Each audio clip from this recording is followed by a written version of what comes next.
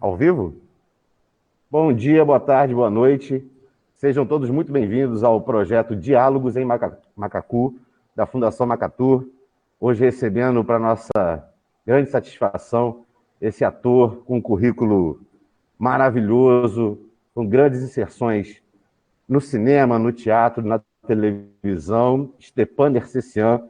Uma honra para a gente de Cachoeira de Macacu tê-lo conosco, Stepan. Você dividiu um pouco da sua vastíssima experiência conosco. Uma honra também ter esse ator, também do nosso município, Bruno Leandro, do Artêntico, também professor de arte, que é um cara também uma referência de produção cultural em nosso município.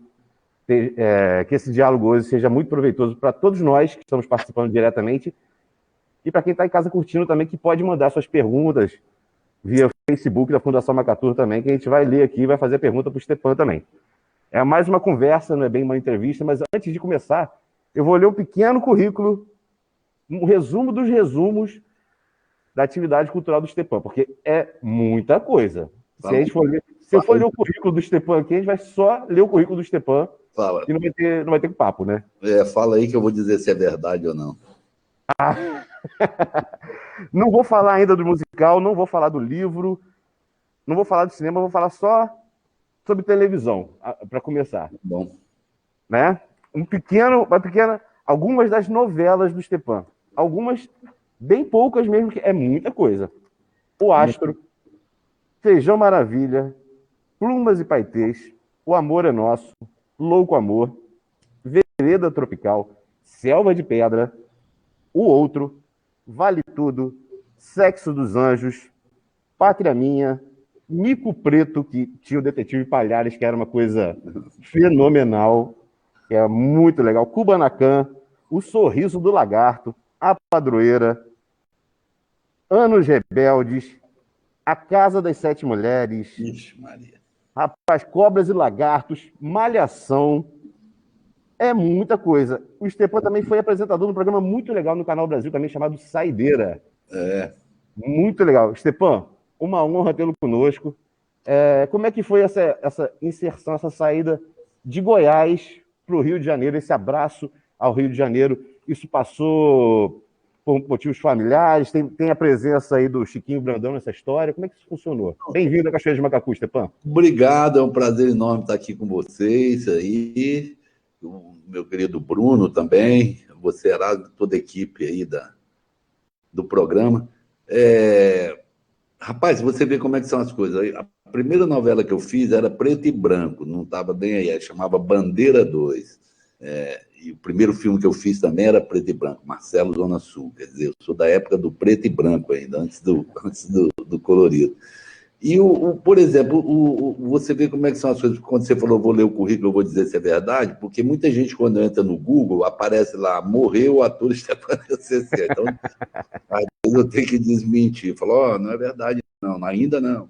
E outra coisa que eles botam, primo do Chiquinho Brandão. Uhum. Que é um equívoco, porque eu não conhecia o Chiquinho Brandão. O Chiquinho Brandão era um ator muito bom e que fazia um seriado que era justamente o que você disse aí, O Sorriso do Lagarto. E já estava no ar, ele já tinha gravado, já estava sendo exibido, e ele sofreu um acidente de carro e morreu. E aí o Geraldo Carneiro, o Roberto Talma, João Baldo, eles me chamaram e falaram, tem uma missão para você. Qual é? Nós queremos que você substitua o Chiquinho Brandão, mas a gente não quer mudar a história, não quer mudar o personagem, nem nada. Assim, vamos dar um jeito de entrar e continuar contando a história que já vinha sendo contada por ele e ver como é que o público reage. Mas só você pode fazer isso? É sempre aquela história, né? Toda roubada, é só você que pode fazer. Aí eu peguei e fui, eu fazia o primo, eu entrei como Chico Bagre, que era primo do Chico Bagre, que era o personagem do Chiquinho Brandão. E isso levou aí alguém no Google, não sei aonde, botar primo de Chiquinho Brandão. É uma honra para mim, mas é só para situar a história. E eu realmente fiz, entrei na coisa, fiz uma brincadeira, era com o Tony Ramos, aí ele, mas você é o Chico Bagre? Eu falei, não, o Chico Bagre era meu primo. Ele falou, mas você conhece peixe igual o Chico Bagre? Eu até botei um caco lá. Eu falei, não, quem conhecia peixe era ele. Os peixes me conhecem. Quando eu passo, eles ficam, ali já desenrolou. E foi um trabalho bem legal, que eu gosto muito, tenho muita saudade, muitas lembranças boas. Mas praticamente foi a minha entrada no cinema, foi essas coisas que o destino faz, né? O Bruno deve saber disso, que às vezes o chamamento, às vezes a gente nem está esperando ser é, resgatado, ou alguma coisa que te busque, e o destino. Isso foi uma coisa assim, muito de destino. Eu morava em Goiânia, já trabalhava no jornal, fazia lá, eu era auxiliar de revisor e tal, ativo participando do movimento estudantil lá em Goiânia, o que pode ter sido um pouco o responsável por isso. Claro que eu tinha aqui uma irmã mais velha que morava no Rio, a Armênia, que era casada, estava noiva do Xavier, está casada já com o Xavier de Oliveira, que era de cinema e tal, e estavam buscando aqui fazendo teste com um ator para descobrir quem seria o personagem, o Marcelo Zona Sul, esse personagem. Nessa ocasião, lá em Goiânia, a repressão política no movimento estudantil estava muito violenta, eram muitas mortes, muitas prisões, etc. E tal. E eu mesmo, criança ali, porque 14 anos hoje, todo mundo fala que é grande, mas é que eu tenho que explicar um pouco a divisão do tempo. Pode ser até que eu seja um pouco precoce, mas, na verdade, eu venho de uma geração que é diferente. Hoje em dia, às vezes, enquanto você fala, não, meu filho, rapaz, eu estou querendo arrumar alguma coisa para ele fazer, porque ele ainda mora comigo, um garoto. Eu falo, é mesmo, quantos anos? Ele tem 35 e tal, né? Então, 14 anos na minha época, você levava comida para dentro de casa, né? Como hoje também, né? O pessoal das camadas mais pobres, mais sacrificadas, aí você vê a garotada já ralando. Então tinha tudo, era meio. Quando eu falo, eu tinha 14 anos, trabalhava no jornal, saí de lá para passar um tempo para me esquecerem um pouco. Lá em Goiás eu tinha sido expulso do colégio, proibido de estudar em todas as escolas públicas. Tinha um naquela época tinha um negócio que chamava CGC, Comissão Geral, CGI, Comissão Geral de Investigação, que era uma espécie de uns inquéritos que a ditadura fazia quando queria prejudicar alguém. E eu fui vítima de uma CGI dessa no meu colégio. E um pouco antes, eu tinha sido acusado pela direção do colégio, era ginásio, primeiro ano de ginásio, de que eu era um agitador internacional, que tinha feito curso de guerrilha na Coreia e o caralho. O que rendeu até a primeira vez que meu nome saiu no jornal foi no Última Hora do Rio de Janeiro, na coluna do Festival de Besteira que assola o país, o FEBEAPA, do Stanislau Ponte Preta. E ele foi o primeiro cara que publicou meu nome num jornal assim, de repercussão nacional, e era sobre isso, o agitador mirim.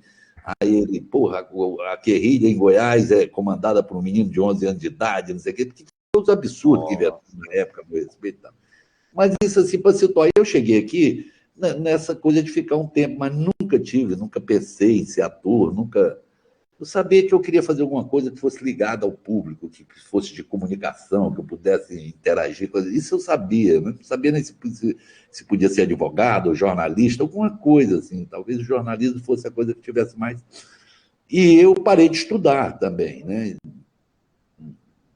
Proibido mesmo de estudar. E vim para o Rio de Janeiro. Aqui estavam fazendo teste para o Marcelo Zona Sul. Um primo do Xavier passou lá no apartamento que eu estava ali. Vamos embora lá, Goiano, vamos lá ver o teste. Fica dentro de casa. Eu fui, assim. Talvez por isso mesmo, por não estar com intenção nenhuma. Quando terminou o teste, todo mundo. E eu era também muito gaiato já naquela época, né? Até hoje. Mas eu era gaiato no dia a dia lá. Aí falaram, faz o teste aí. Eu, talvez por isso, eu acredito que tenha sido, eu nem me toquei que eu estava competindo, que eu estava, fiz, improvisa, faz isso, faz aquilo. Tinha uma banca julgadora lá, que pro azar do diretor, todo mundo me deu 10. Aí, tem que ser ele e tal. Mas tinha várias dificuldades, eu não era o tipo físico, o cara era um surfista, parafinado, era goiano, magro, todo sotaque filha da puta, de mistura de goiano com cearense. Então, mas aí eles insistiram, foram para São Paulo, foram para Porto Alegre, entrevistaram quase 200 garotos. E aí acabaram, por pressão, não, então vai você mesmo, não tem tu, vai tu mesmo. E eu vim, e vim assim, descontraídamente, pô, uma aventura qualquer. Tanto que eu cheguei, a primeira coisa que eu falei para o diretor, falou, ó, só vou te pedir um favor, se não der certo, tu arruma um emprego aqui para mim de qualquer coisa, porque eu não vou voltar para Goiás mais não, porque saiu no jornal lá que eu ia ser artista, e você sabe como é que é, se eu voltar para lá sem ser artista, meu apelido vai ser artista o resto da vida, e eu não quero.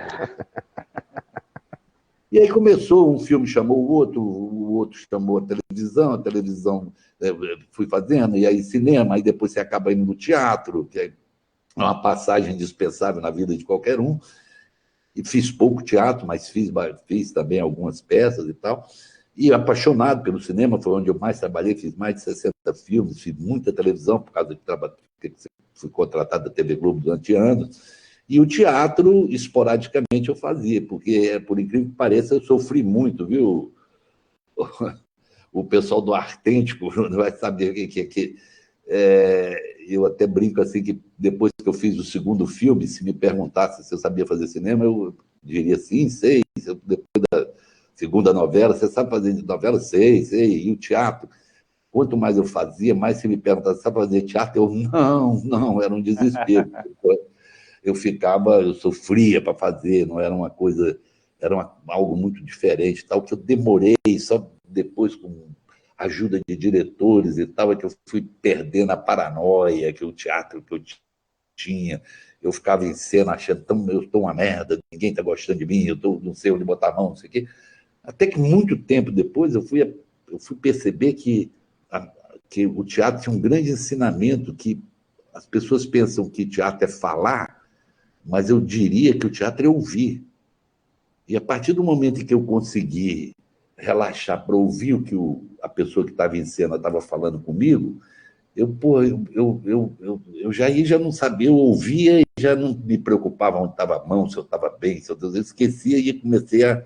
Aí você aprende a contracenar tal. Então, acabei fazendo vários espetáculos que eu fui bastante feliz também. Stepan, na época do Marcelo Zona Sul, você tinha quantos anos? 14, quando eu comecei a filmar. 14 anos. Quando o filme foi lançado, eu já tinha 15. E qual é a sensação de primeiro gravar, de ter aquelas câmeras todas viradas para você, e depois de se ver no cinema ainda em PB? O que passou na cabeça de um garoto de 14 anos, que realmente naquela época era diferente, né? Um garoto já era um homem de 14 anos. É muito uma novidade muito grande na sua vida, assim, né? Um universo totalmente, completamente diferente de tudo que eu pudesse imaginar. Agora, tive uma receptividade, uma recepção muito carinhosa, né, por parte da equipe, por parte de todo mundo. E isso foi ao longo assim da minha vida. Eu fui realmente construindo uma segunda família, que eu faço questão de sempre dizer que eu tenho a minha família natural, de sangue, etc. e tal. E tenho a minha família das artes, né, que até pelo fato de eu ter sido novo, eu também tive vários pais, várias mães, vários irmãos. Eu fui criado por essa família, essa grande família do teatro, do cinema, da televisão, a minha formação, tudo. Eu devo muito o que eu sou de bom e de ruim, claro, mas eu tenho muita gratidão por isso. Então, isso veio acompanhado depois de você vai se diferenciando, até porque na minha época que eu estreiei, era muito raro você ver ator jovem, ver garoto. Quando aparecia alguém, né, olha, um jovem, não sei o quê. Hoje em dia, graças a Deus, a quantidade de grandes talentos com essa idade, com 16, 17 anos, os meninos estão aí firmes, as meninas. Mas naquela época era novidade. Então, claro que isso também te espanta um pouco, você fica meio assim, né? Você é meio roubado, assim. Quando eu fui fazer a televisão a primeira vez, que fez muito sucesso, para a televisão, para mim, eu achava um horror, eu achava que era eu não me sentia bem. Eu saí de uma coisa artesanal e fui para uma coisa industrial, e era muito novo e não sabia direito, não tinha técnica também, não tinha uma experiência que me permitisse sentar no estúdio para gravar 15, 20 cenas, uma atrás da outra, num ritmo alucinante, diferente do que eu estava no cinema, que era tudo com mais calma, mais explicadinho, etc. e tal. E aquilo, a novela passando, era um sucesso muito grande. E é claro que eu sofri também, passei por aquele momento de crise, que você fica meio perdido na sua identidade. Porque, você está andando aí na rua, alguém olha para você, uma garota, você, sou eu, é eu com meu charme, que eu estou. Você sente que é com você. Quando vem essa coisa pública da televisão, você perde a noção, assim, a pessoa está gostando de mim ou da imagem que ela está vendo na televisão, é do personagem e tal. Isso para quando você está com 16, 17 anos, fumando maconha e lendo Fernando Pessoa, pira a cabeça de qualquer um. Então, a minha também. Eu passei um tempo em uma crise enorme e tal, e ao mesmo tempo misturando, eu tinha saído da minha terra, né? Eu tinha abandonado minhas referências, meus amigos, estava vindo para uma cidade grande, onde tudo é diferente, onde tinha que construir novas relações, etc. e tal. E eu muito menino. E menino é difícil de você, quando você sai assim do seu lugar ali onde você foi criado, é difícil você se adaptar. Então foi essa vida, foram feitas de muitas alegrias, de muito amor, de receber muito amor, de dar muito amor, mas também de muita dor, de muita. Crescer dói, né? Crescer dói. Crescer é dolorido, não é uma tarefa fácil, não. Você falou que você foi abraçado por uma outra família, que é a família da arte, né? É. E a gente sabe da sua atuação aguerrida no Retiro dos Artistas, que é uma coisa sensacional, porque era uma casa que estava precisando de uma pessoa com pulso à frente. E você hoje abraça atores, fazedores de cultura que estão lá no Retiro dos Artistas. Mas nesse início, lá no comecinho, no Marcelo Zona Sul, no Bandeira 2, quem é que te abraçou e quem é que era referência para você? Olha, eu fui tendo muita o tempo todo, né? Assim, as equipes de cinema elas vão se tornando meio que família para você. Você fica, vai, vai fazendo muitos amigos. Como atores, os atores eram muito exigentes, né? Os atores eram muito exigentes para abrir as portas para alguém. Os atores mais velhos, eles analisavam muito, se achava se o cara tinha talento, se não tinha, tal. Então, para passar a mão na sua cabeça e te incorporar para falar, você é um colega nosso de profissão, não era assim muito fácil, não. E eu tive a sorte de gostar muito de conversar com as pessoas mais velhas. Até hoje eu gosto demais disso, porque é uma fonte muito grande, né? Hoje eu sou até o mais velho, muitas vezes eu falo muito, converso com as pessoas, e alguns jovens eu percebo que têm interesse, porque só o tempo que você está vivendo é muito pouco para você ter um aprendizado mais amplo das coisas, né? Porque o tempo que a gente vive é um tempo imediatista, apressado, afobado. Então, não se pode correr o risco, e o jovem tem isso, esse impulso dentro dele, de achar que o mundo começa da parte que ele pegou para frente, da onde ele enxergou.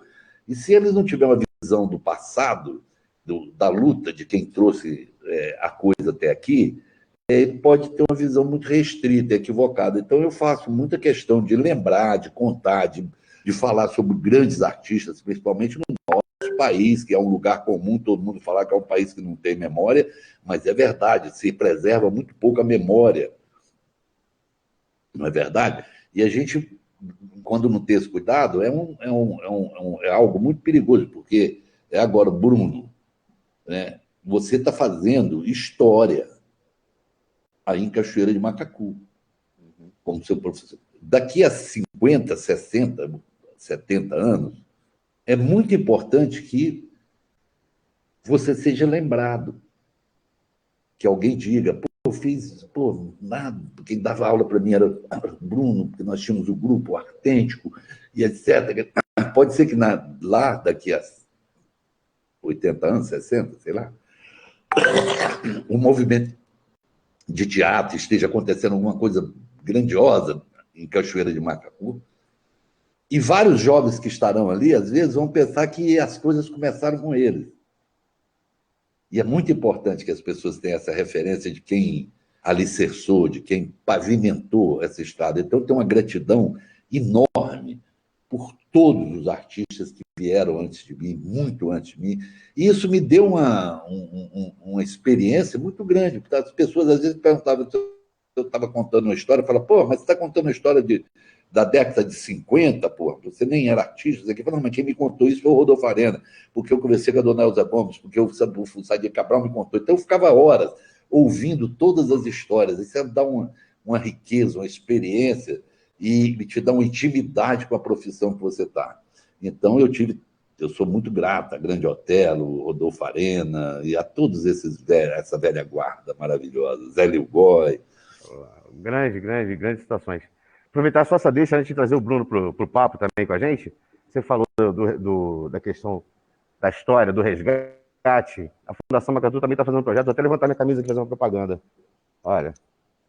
Resgate Macacu. É um projeto que faz isso. Que legal. De trazer o trabalho dos grandes artistas do passado do nosso município, aqueles nomes que deixaram legado, Pascoal Guida, Nicomedes Arruda. Pascoal era grande boêmio também, grande figura, grande personalidade do teatro também e da TV. Vamos colocar no papo aqui o nosso conselheiro de cultura de Cachoeira de Macacu, professor de teatro, ator, diretor, Bruno Leandro. Bem-vindo ao papo, Bruno Leandro. Bom? Maravilha, prazer estar aqui e bater esse papo com vocês, né? Bora lá. Bruno, divide um pouquinho aí com o Stepan também, com toda a Cachoeira de Macacu, com toda a nossa audiência, um pouquinho da sua história também no teatro. Então, são 20 anos de história, na verdade são 21, né? Mas que já estou aqui envolvido com teatro, né? E é legal que as histórias têm sempre alguns pontos em comum, né? O teatro, ele também, talvez assim como a TV e o cinema pegou o Stepan ali, né? Comigo foi parecido também, né? Mas assim, a minha experiência, ela começa, eu morei no Rio, né? E até os 13 anos de idade, mas vim a Cachoeira de Macacu desde os 8, e lá eu fiz aquele primeiro trabalho de teatro na escola, né? E aí sempre aquele gostinho, fala assim, negocinho bom isso, hein, rapaz? Eu interpretei um cigarro. Só que eu gostei, eu tinha 8 aninhos, né? Me amarrei naquilo, tá? Passou. Depois, na adolescência, eu participei de um curso de teatro no SEI, era a antiga Funabem, depois aquilo virou um centro de educação integral.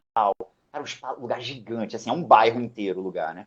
E tinha um teatro onde a gente aprendia teatro dentro do teatro mesmo, né? A construção mesmo. Tinha um teatro dentro do SEI. Fantástico, né? E lá fiquei por um tempo depois, quando eu vim para Cachoeiras, com 13 anos de idade.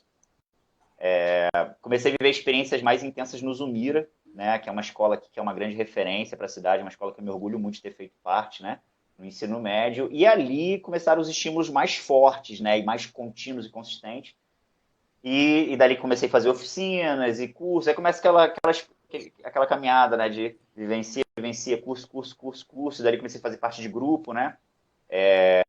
Aí participar dos festivais da Federação Estadual de Teatro do Rio, né? Concorrer, participar de festival. Aí ganhei meu prêmio de melhor ator, né? E aí isso na cabeça de um jovem, né? Uma coisa que tipo faz assim, eu acho que eu não sou uma merda, vou continuar isso aí.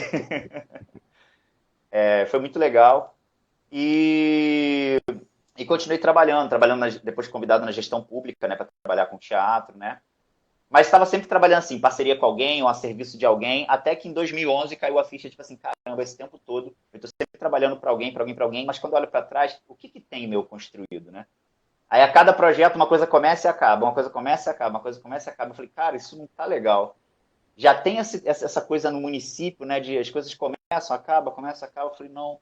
Aí eu falei, cara, acho que eu vou criar um trabalho que aí, para isso ser contínuo, né? Que aí quando veio a ideia do Artêntico, né? Eu nem sabia esse nome nem nada disso, né? Foi em 2011. E aí sim, aí criei o CNPJ e tal, né? E aí comecei um trabalho de, cara, vou dar aula cobrando. Porque em todos os lugares de Cachoeiras era de graça, inclusive eu era um dos professores no Centro Cultural daqui de Cachoeiras, né? E eu falei, cara, eu preciso fazer as pessoas entenderem que isso é um trabalho e ele tem um valor. No discurso todo mundo fala isso. Na prática de vou pagar, é muito diferente. E aí eu sabia que eu ia lidar com esse desafio, né? Então, decidi, falei, beleza, vou estudar marketing, vou estudar, né, como empreender o meu trabalho. E aí foi que o Artêntico foi crescendo, e aí como o Stepan bem colocou, né? Quando a gente vem abrindo um espaço, você não abre só para você. essa estrada que foi assim, alguém vai ter que meter a cara e abrir a picada no mato, mas depois que abriu a picada, esse caminho dá para todo mundo passar, né?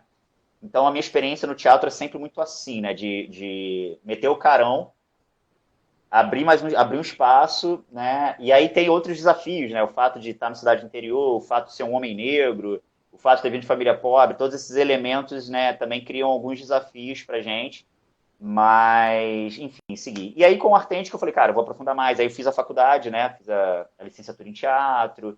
E aí fui ganhando outros espaços, outras respeitabilidades. Aí recebeu o convite da UF para poder palestrar no curso de produção cultural e tal. E essas coisas todas foram criando essa relevância, né? Que hoje o Artêntico assim, é uma organização que a gente trabalha muito a transformação do indivíduo pela arte, né? E uma parte tem a ver com a forma como a gente olha o trabalho teatral, e a outra parte dessa transformação é causada pela arte sozinha. Que o teatro tem esse poder, assim, que é impressionante. A arte de maneira geral, né? Mas como objeto de estudo do teatro é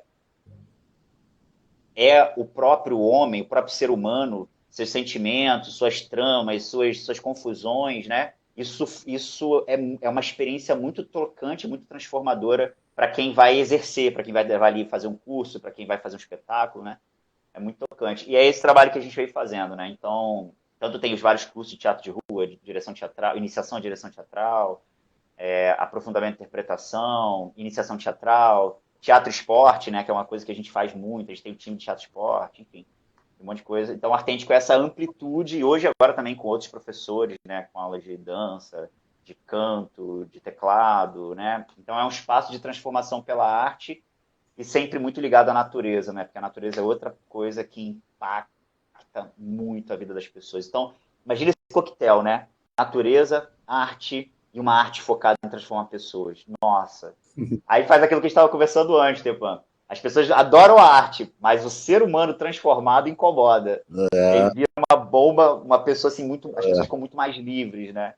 Isso é maravilhoso. Muito. E esse é o trabalho que o Artêntico faz. Que coisa boa. Parabéns, parabéns. Gratidão, a nossa pauta hoje que a gente escolheu como tema central. É lógico que com o Stepan a gente poderia falar sobre diversas coisas em relação à arte, e não só em relação à arte. Mas a gente escolheu o tema como é dura a vida do artista. Nós sabemos bem como é isso. Eu sou músico, o Bruno é ator também na cidade do interior, nós sabemos bem. E o Stepan tem essa experiência não só de ser o artista e viver essa dureza que é ser artista, mas de lidar diretamente com os artistas, como eu falei no Retiro dos Artistas. O Stepan também foi presidente do Sindicato dos Artistas e foi presidente da Funarte em 2016. Stepan, conta um pouquinho dessa experiência que não é no palco, não é na televisão, não é no cinema, essa experiência por trás da arte. Como que é duro isso aí também?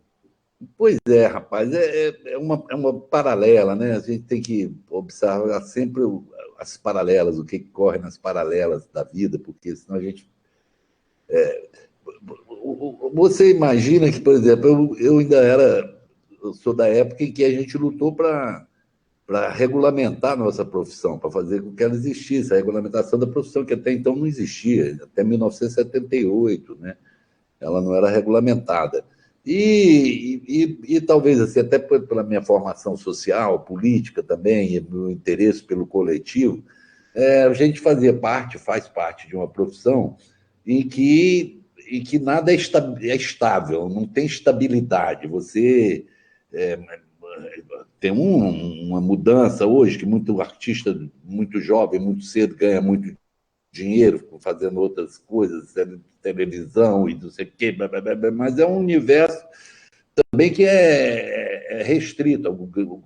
A grande massa não vive do que tece, igual aranha, vende almoço para comprar janta, né? Os que estão começando, os que estão vindo de adversidades maiores ainda, como ele citou, e isso é bem marcante com os negros e com os pobres, né? As dificuldades são tão intensas, elas são desafios extras que você tem que incorporar. Eu sempre me preocupei pelo coletivo, não só da nossa profissão, como coletivo de uma maneira geral da nossa sociedade. E E vi que, além daqueles heróis todos que vieram, porque para manter essa nossa profissão, para chegar até hoje, eu digo, a gente tem uma geração de artistas que vem da época em que não era bom negócio ser artista. Né? Ninguém não dava grana, isso não dava dinheiro, você está entendendo? Então, ao mesmo tempo, do núcleo familiar era um desgosto, uma grande parte tinha que sair de casa, era uma. Pô, o cara falar que ia ser artista para o pai era, pô, e o seu filho? Não deu para nada, foi ser artista, a atriz, a ator é viada, a atriz é puta. Era a sociedade que, como até hoje o Bruno diz que admira o trabalho que o artista faz, mas tinha e tem até hoje, ainda muito menos, mas ainda tem muito preconceito. Por quê? Porque você, na arte, você acaba representando a vanguarda das coisas.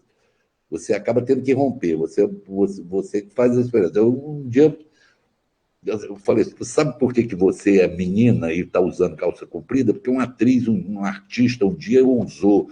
E você sabe por que você está com esse cabelo grande? Porque um dia um artista deixou o cabelo crescer e rompeu e pintou a boca e fez qualquer coisa. Mas esse rompimento sempre foi muito essa vanguarda, sempre ela vem de uma explosão artística, de uma necessidade que isso transforma e assusta o mundo. Depois existe uma adaptação, todo mundo vai naquela, mas os precursores sofrem, né? Então, ao mesmo tempo, esse glamour sempre me preocupou, porque você cria uma bola, uma ilusão em torno da profissão, em que parece que aqui é um mar de rosa, que ninguém tem problema, que ninguém tem angústia, que ninguém tem contas para pagar, filho para criar, que não tem. Então, isso é muito difícil, você lidar com essa coisa, e ao mesmo tempo que você está com isso, você tem que estar dentro de você como se não tivesse problema nenhum, porque você tem que estar aberto para transmitir, para conversar, para falar e tal. Né? Então, nunca foi fácil. E eu sabia também, por exemplo, esse poder transformador a qual o Bruno se referiu, que é grandioso. Então, eu vejo que você pega qualquer, na história do mundo, todos os regimes autoritários, todos essas partes da história onde o autoritarismo, né, ele aparece, e você vê que o primeiro alvo deles para destruir é a arte, está na arte. É como se nós fôssemos os responsáveis por essa dinâmica de romper com o status quo, de incomodar as coisas como elas estão. A culpa é dos artistas. Né? Isso aí, agora, nós estamos vivendo um momento muito cruel em relação a isso. Né? Um governo nitidamente contra a liberdade de expressão, contra a cultura, contra a arte. Então, esse massacre é muito grande. Ao mesmo tempo, eu quero ilustrar um pouco o que o Bruno estava falando. Assim, eu sempre também tive uma paixão muito grande pela disciplina que a nossa profissão nos impõe. Por exemplo, no cinema eu olho e eu não conheço, te juro, com todo respeito aos trabalhadores braçais, etc., eu nunca vi ninguém trabalhar tanto quanto uma equipe de cinema trabalha enquanto está filmando. São 12 horas de trabalho pesado, puxa refletor, etc. e tal. E 5 horas da manhã você está na porta, que o carro está para pegar para te levar, e você volta e só dorme e acorda no dia seguinte. Tal. Então é muito trabalho. E às vezes as pessoas esquecem, não veem esse lado. Ao mesmo tempo, eu tive algumas experiências assim marcantes no paralelo da minha vida. Uma delas que eu vou falar rapidamente, uma vez uma moça da 35, 40 anos atrás, uma moça da Pastoral Penal me pediu que eu fosse dar umas aulas de teatro do presídio. Eu fui ali na Frei Caneca, tinha aquela Milton Dias Moreira, fiz uma turma de teatro, apareceu, tinham 200 caras para fazer teatro. Depois eu descobri que a metade estava lá porque estava cavando um túnel para fugir. aproveitava o barulho da aula, aí, porra, um outro denunciou para mim, aí eu tive a conversa, aí, então tá legal, vocês vão atrapalhar. Tá bom, mas eu fui fazendo, fiquei um ano indo. Até teve um cara que tinha lá, que era preso, que ele falou assim, pô, até malandro mesmo, pô, eu tenho 11 anos de cadeia, pô, você é o único cara que vem aqui e leva o cigarro da gente, o dinheiro da gente.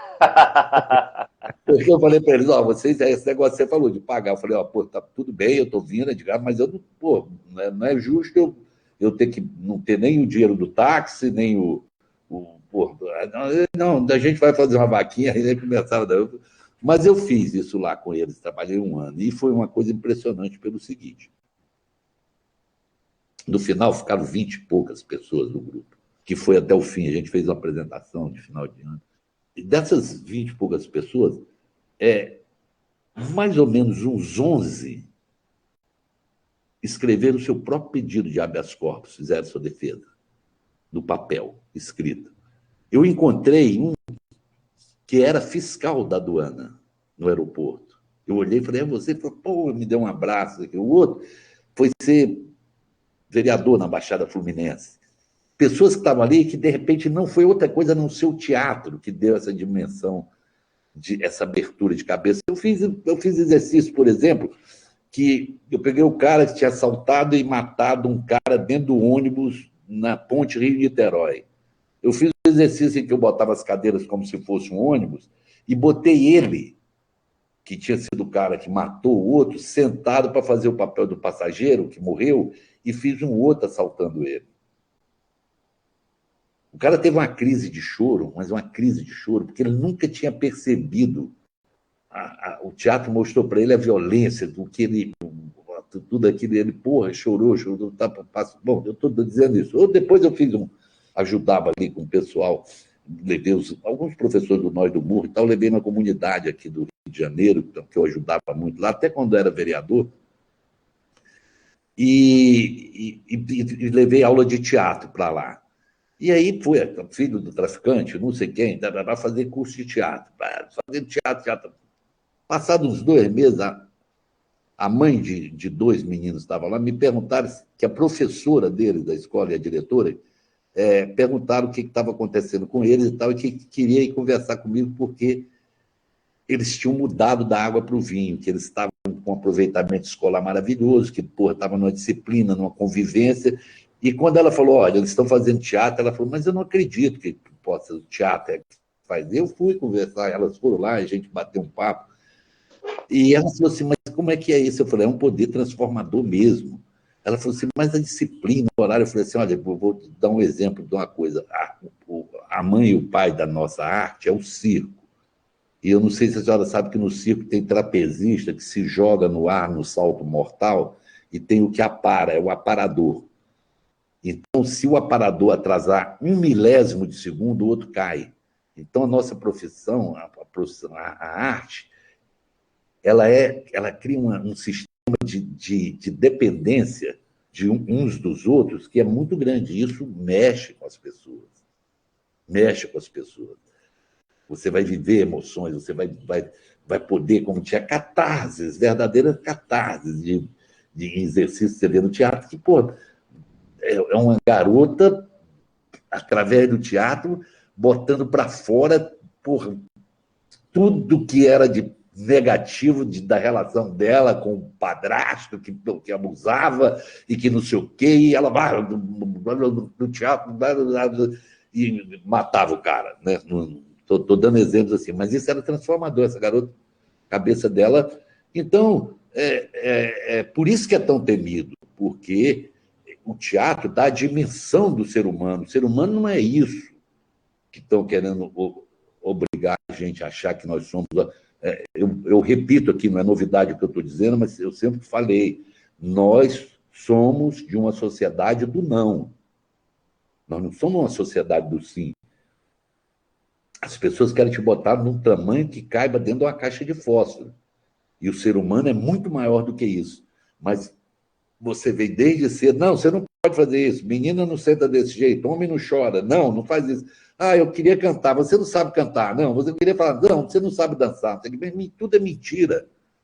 Você pode não ser o Baryshnikov, cover, mas todo mundo sabe dançar. Você pode não ser o Roberto Carlos, mas você vai saber cantar alguma coisa.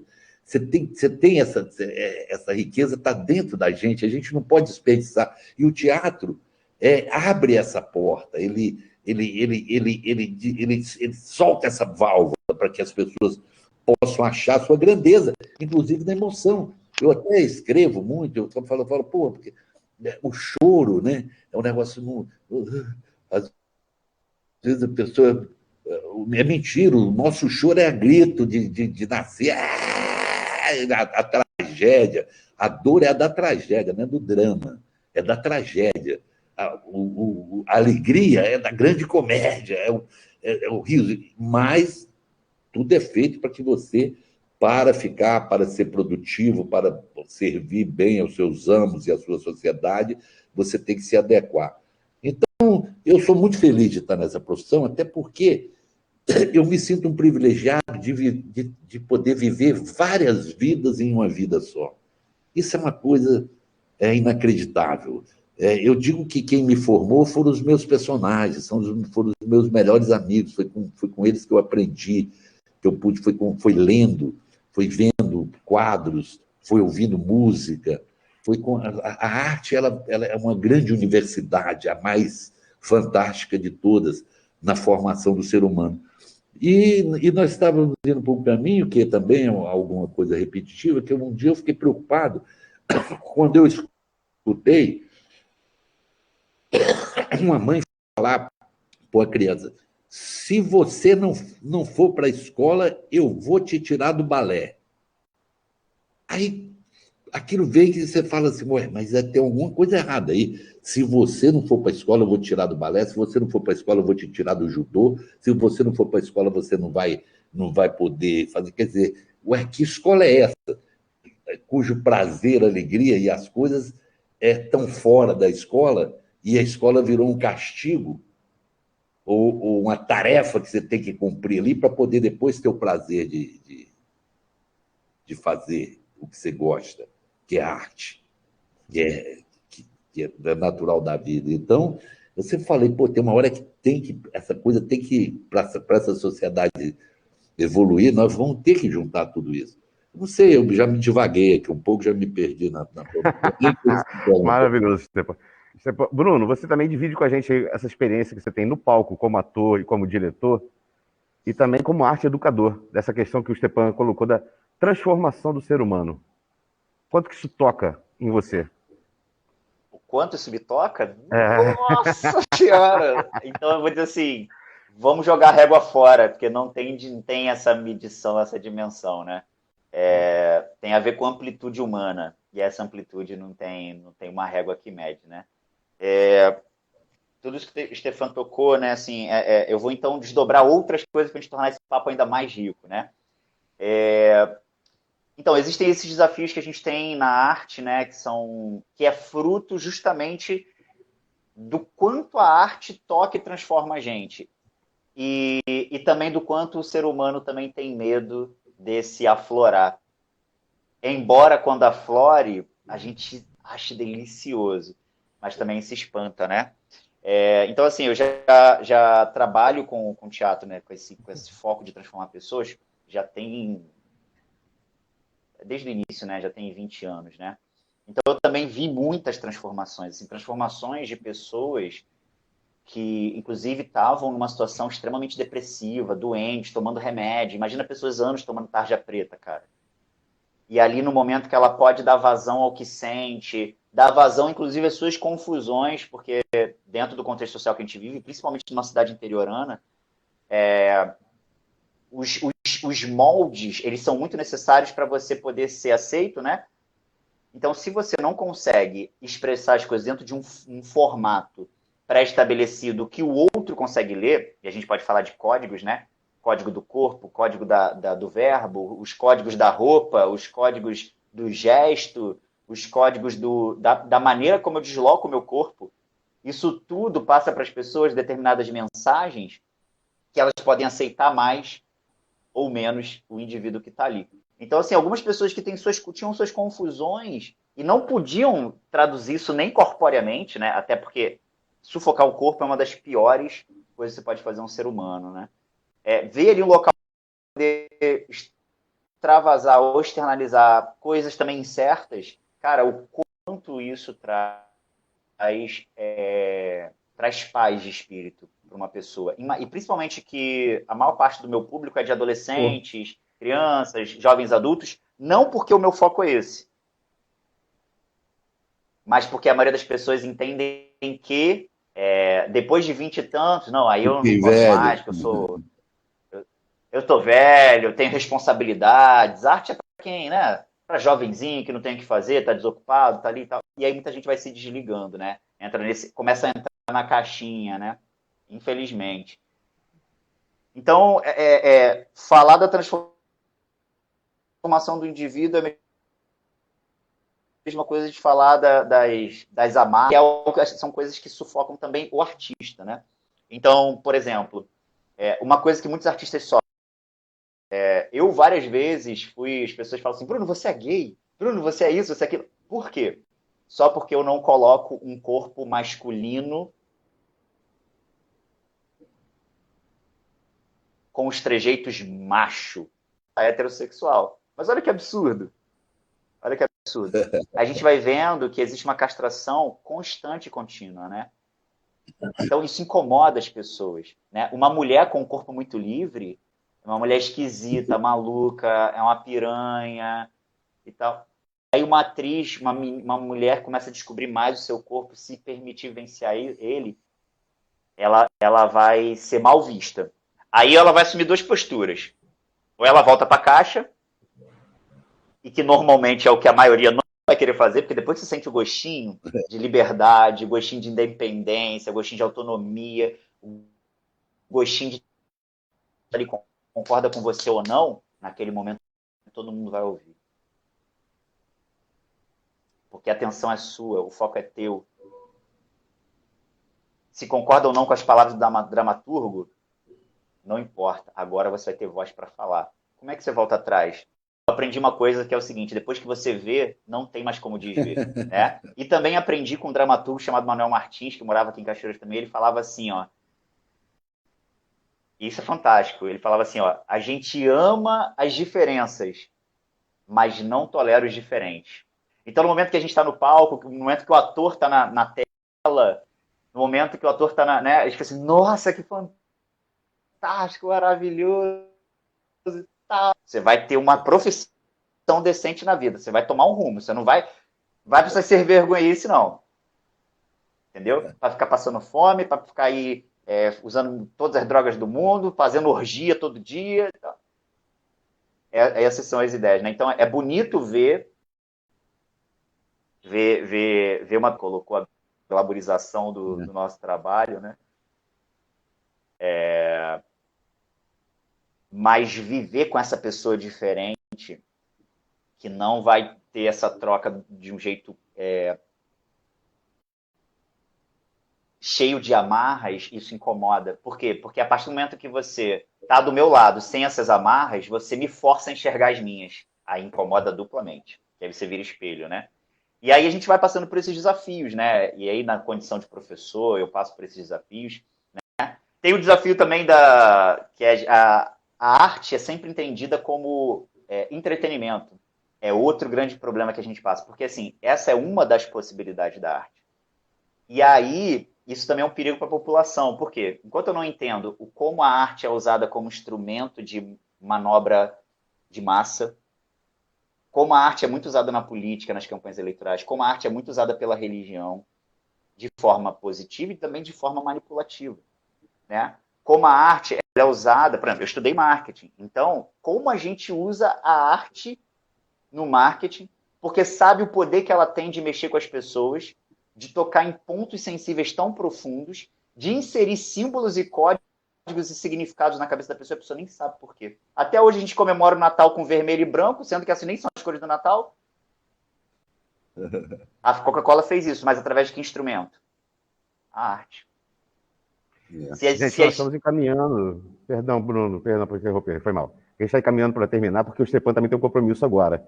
Mas a gente não pode encerrar sem fazer pelo menos uma pergunta que foi passada aqui pelo presidente da Fundação Macatu, Paulo Schiavo, Eu também tenho mais duas ponderações para você fazer rapidamente. A pergunta dele é a seguinte: o que é mais difícil, a vida do artista ou do torcedor do Botafogo? Do artista.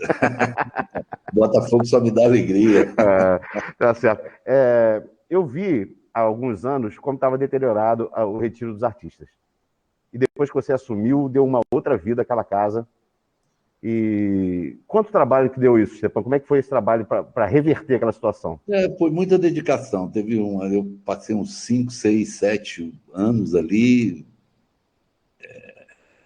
full time. Era de manhã até de noite, eu abria e fechava, mas graças a Deus a gente conseguiu recuperar a dignidade do local e dar alegria para quem mora lá. Agora, antes de sair, eu quero falar do meu livro, Garimpo. Eu ia chegar nesse assunto. Não, você vai chegar, mas vocês é marketing, viu? Vocês só chegam depois quando está na prorrogação e pênalti já. Porque é um momento decisivo. Eu quero muito que você leia, viu, Bruno? É o Garimpo de Almas. Garimpo de Almas. É como eu disse, um livro de narrativas, mas ele está à venda aí nas redes sociais, Submarino e tudo. E é o meu primeiro livro, eu estou muito feliz, tenho escrito mais coisas. E aqui tem bastante narrativas de muito perto disso que nós conversamos aqui também. São uma visão, um olhar sobre os personagens, sobre a humanidade, principalmente sobre o que eu chamo de pessoas simples, né? Porque nessa época em que a gente está vivendo num mundo de super-heróis, me preocupa muito o olhar sobre as pessoas mais simples. Quero também aqui ressaltar que eu fiquei encantado com a sua inteligência, com a sua dedicação aí, com essa visão tão ampla, nada provinciana, pelo contrário, cosmopolita da arte, essa sua visão do teatro. Eu tenho certeza que você deve estar passando coisas muito positivas para os que estão perto de você, para os seus alunos, inclusive.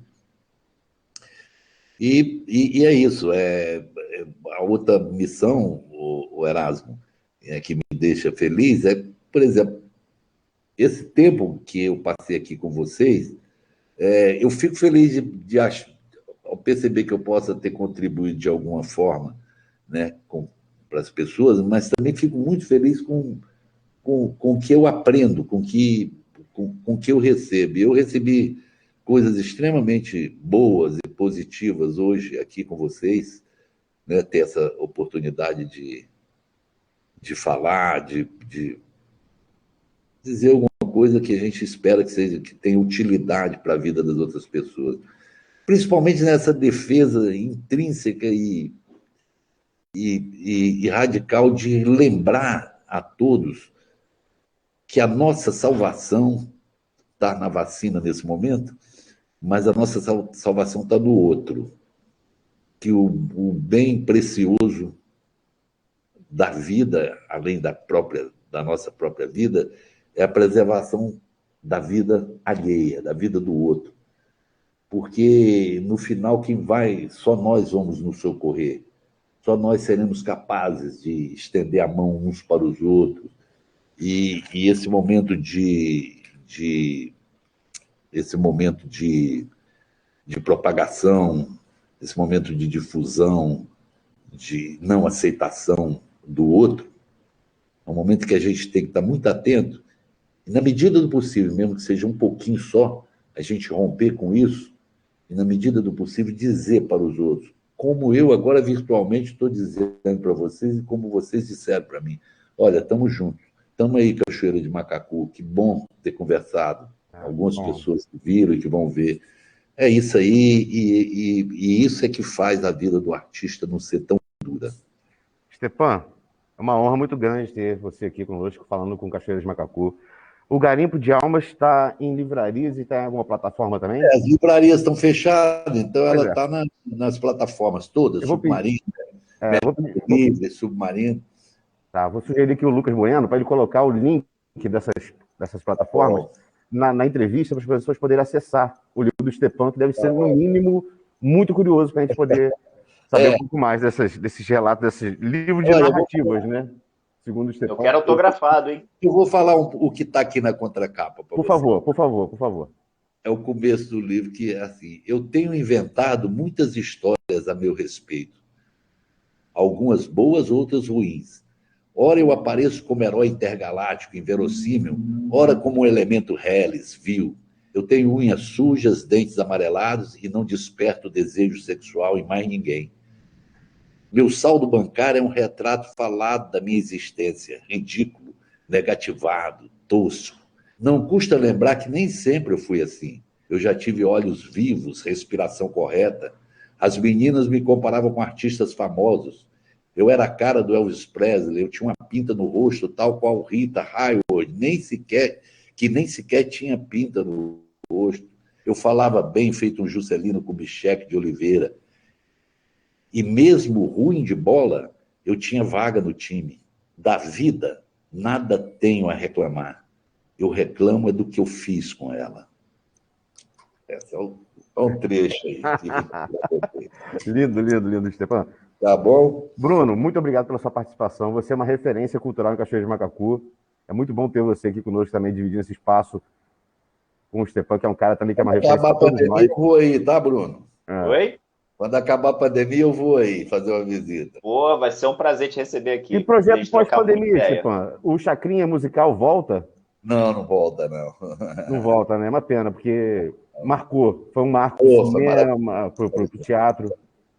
Maravilhoso. Um abraço. Pós-pandemia. Pós-pandemia, esperamos você aqui nesse teatro onde eu tô falando com vocês, hein? Tá, eu tô indo porque eu tenho que pegar uma neném na escola. Com certeza. Abração, Bruno. Obrigado mais uma vez. Valeu. Valeu, Stepan, gente. muito obrigado. Valeu, Seja sempre valeu. bem-vindo a Cachoeira de Macacu. Valeu, gente. Quero agradecer aqui a K1 pelo apoio cultural que se deu à internet para a gente poder fazer essa entrevista e fazer um projeto Diálogos. Muito obrigado a todos vocês. Semana que vem estaremos juntos novamente. Valeu, gente. Bom dia, boa tarde, boa noite. Valeu, Stepan. Valeu, Bruno. Abração para vocês. Valeu, um abraço, boa noite. Tamo Valeu. junto.